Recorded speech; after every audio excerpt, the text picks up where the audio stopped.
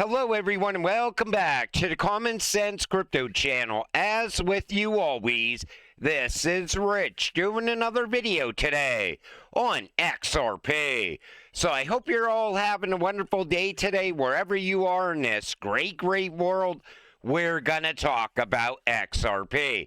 And once again, this is the one-day chart. We're sitting here at $2.29. Honestly, right now, XRP is still holding up very well. I thought we were going to go even lower today. And if you look at the 7-day chart, you could see how XRP set a new low before moving back up. Are we going to go lower? Nobody really knows yet. And if you look at Bitcoin, it's back down under 107K. And we are still following Bitcoin. So if Bitcoin continues downward, we're going to go with it. We're not quite out of the tunnel yet, but there is light at the end of the tunnel. Eventually, this market is going to rebound. Maybe it will begin once the government reopens. I'm hoping once that happens that Paul Atkins at the SEC, I hope he fast tracks these spot XRP ETFs. Everybody's saying that's going to be the big catalyst for this alt season. From this morning to this afternoon, President Trump says we'll be fine with China. Later in the day, he says he could move up China's 100% tariff deadline from November 1st. So was this an attempt to really manipulate the markets on a Friday again? I see a lot of people saying that right now. I think the market is going to get used to the tariffs. It did in the past. Remember, he would mention tariffs and right away the market would come plummeting down. Now it seems like it's getting used to this once again. But who knows where we're going to go from here. And the U.S. government shutdown is now forecasted to last more than 40 days. This would shatter the record of 35 days in 2019. Honestly, I just want the government to reopen. This way, everything gets back on track again. We're still waiting for clarity on crypto as well. It looks like that's most likely going to start to be pushed into 2026. ETFs most likely into November now instead of this week, which we were all expecting. But you know, once the government reopens, I think that could be bullish for crypto. That could get the market going alone, because then things will start to get done. Oh, and you thought the recent liquidation was the black swan. Take a listen to this. And the third big risk, as always, is the unknown. We learned over the last years since COVID, think of the unthinkable. I don't know what the next shock is going to be. I don't know when it is going to come, but I'm pretty confident there would be one. And then we are tested. So they are already telling you another black swan is coming. And that comes from the IMF, and you see her there with the ECB as well.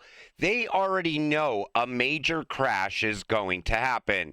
And then I think we will see the rise of the new financial system. And you know what's really funny? Everybody kept saying, oh, it's all about Ethereum. Ethereum is the future. XRP is never going to be part of the future. Well, take a listen to Kevin O'Leary here. I anticipate that you're going to be crashing Wall Street with the blockchain, with crypto. So we've been talking about going on chain for 12 years. Never happened. But now with the stimulus of the Genius Act, for the first time ever, people are starting to use it as a digital payment system. And in order to do that, you have to go on chain. You have to go onto the Ethereum or the Solana. You've got to go on chain. You have to sell and buy on chain. So over the weekend, and the reason I bring it up, a concern that I've had for a long time, and I've seen it before, is that Ethereum, the biggest blockchain, think about ETH, and what's really stimulated it has been that maybe 30% of all transactions on stablecoins are being settled on Ethereum or transferred on Ethereum or paid on Ethereum. But Over the weekend, when we had real volatility for various reasons on crypto, Ethereum itself got stuck. It got overloaded, overcrowded. And the best analogy I can use for this is if you think about a single lane highway with a toll booth. Ethereum is a single lane highway and all the cars are transactions on it, but they have to go through the authentication toll booth out in the middle of nowhere. So they all have to drive through the toll booth, and it works fine when there's not massive volatility or massive volume. But when we had that occur, both massive volatility and massive volume on Saturday, it got stuck. There were too many cars on the highway, and so the cost of clearing one of those transactions, that's how you tell it's stuck, because you can buy your way to the front of the car line to get through the toll next to the fee. One of those transactions traded for more than $1,000. So imagine if you're buying something for $1.50 and you had to pay $1,000 to use Ethereum. That's why Ethereum is not the future. It's not built to move the world's money. It gets congested, it's slow, and it's very expensive. You know, you could sell it all over the mainstream media news all day long. You see Tom Lee do it every single day, telling you ETH is the future. But this is the reality of Ethereum. It's slow and it's expensive. And you could say the same thing about Bitcoin as well. That's why XRP is the future. The positions most similar to the correction and sideways movement as of 2025 are as follows: 2016 to 2017. If this continues, it will decline for the next 2 to 3 weeks, staying around $2 and then starting to rise significantly in November. And if you look at this, you could see where it's going to go from here. I mean, everybody sits back and says XRP is never going to break above $10. It's never going to break above $50. It's never going to make it to 3 digits. But you know, back in 2017, guess what happened? XRP broke out, and in January of 2018, it reached $3 plus, all the way up from a fraction of a penny. So when people tell you it can't happen based on previous cycles, based on market cap, which we already know the market cap multiplier for XRP is way higher than what most people expected. Nobody would ever expect a 4 or 500% market cap multiplier, but it exists for XRP. Now, what's going to happen is we're going to see those spot XRP ETFs go live. And institutional money is going to be flowing into them all day long. What do you think happens to the price of XRP? It goes parabolic. And Ripple Labs is leading an effort to raise at least $1 billion to accumulate XRP. When I first read this, I thought, no, that's Ripple buying back Ripple shares. But no, they're actually looking to buy back XRP. Vincent Van Code says, it's great, Ripple is buying XRP, but you ask yourself, why would they when they have over 30 billion in escrow?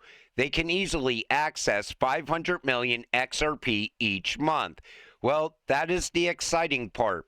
Ripple is building confidence in XRP and using the SPAC to put upward demand pressure on the open market. They will extract the XRP, either injecting it into operations, escrowing it, or simply holding in the SPAC as treasury. They may even use it to build up mega LPs on the XRP ledger. Either way, super bullish signal. They're not going to buy it off of the open market the way people think it's going to get bought. And that's why you won't see a significant rise in the price of XRP because of this. But what this shows you is how much Ripple believes in XRP. That tells you you're holding the right cryptocurrency. Instantly now, Ripple's client list plus 1,000 G Treasury. And look at some of these G Treasury clients. The one that really stuck out to me was Pfizer, a major pharmaceutical company. But there's a lot of other big companies on this list as well. And Ripple, in essence, just partnered with every single one of them. And you're still bearish on XRP. I mean, this shows you what's about to happen. Ripple just positioned themselves perfectly as an alternative to Swift.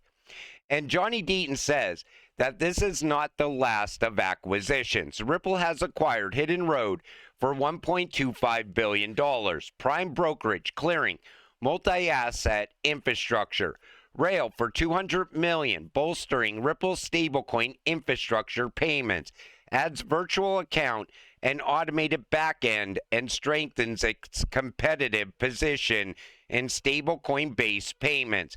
Medico for $250 million. Crypto custody, tokenization, institutional custody services, giving Ripple a stronghold in the institutional custody market. Standard custody and trust, regulated digital asset custody, trust, stablecoin backing infrastructure, Fortress Trust, crypto infrastructure, regulatory licensing, trust services, Algorithm, crypto market making, trading, engineering talent, enhancing liquidity, and trading tools, to name a few. And now see, I don't believe Brad Garlinghouse is done either. I think Ripple will most likely acquire at least one more company by the end of this year, and they'll make more acquisitions in 2026 as well.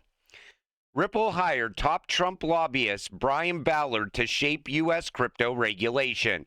Now an invite to the White House gala. Ripple and Trump. So you see, Ripple Labs, which was sued by the SEC in 2020 for allegedly violating securities laws with the sale of one of its tokens, retained longtime Trump ally Brian Ballard on November 13th to lobby on the regulation of digital assets, cryptocurrencies, and blockchain, and related legislation. That was another strategic move by Ripple as well. You know, everybody that Ripple hires, they're hired to fit a specific position at Ripple. Even their hiring is done strategically.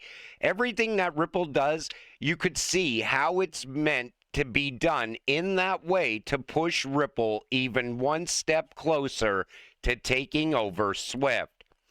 From November 2025, over 11,500 Swift members will operate under the same language through ISO 222 compliance. The fact that this is going live next month, that shows you why G Treasury acquisition was so important at this time right now. Because now Ripple has an alternative to Swift. That's what that essentially did. It opened up Ripple as an alternative to Swift. So Ripple acquired a company connecting them to 13,000 banks in one go.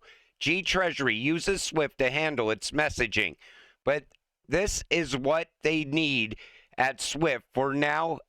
I don't understand how he wrote it that way, but think is what they need Swift for now at all? Serious question. Does RippleNet and XRP make their connection to Swift irrelevant now? They opened up an alternative. So say, for instance, a country decides, hey, we're done with Swift, but we're going to utilize RippleNet. It's still the same connection. They're still connected to all these other banks, except now Swift isn't involved at all. And you're going to see that even with smaller banks, because they're going to get a competitive edge over the competition. Even the smallest bank out there can now compete with the biggest banks by utilizing RippleNet and XRP. And that's what I've been waiting to see happen, because everybody keeps saying, well, Swift doesn't even mention XRP. Swift doesn't even mention Ripple. But we already knew Ripple and Swift were working together for years. Now, I don't think it was one of those things where Brad was like, okay, we're going to work with Swift and we're just going to tear them apart from the inside out. What Brad, I think his intentions are, is to create an alternative that people could use if they want to use it. Give everyone a level playing field. But we're going to see how that benefits the price of XRP once ISO goes live next month. And like I said at the beginning of this video, there's a chance we're going to see XRP go even lower. Maybe head down even closer to $2. But when you look at Bitcoin and you look at XRP, the chart is practically identical. But yet people only see XRP dipping for some reason. It's like, how long have you been in this space? You look at one chart, you look at another chart, and you could see all the similarities. We are still following Bitcoin. Eventually, through utility, we will decouple. But that's not going to happen until regulations are in place first. And until it happens, stay patient, stay positive, and let's get rich together. With that said, I'm going to wrap up this video. I want to thank you all for watching.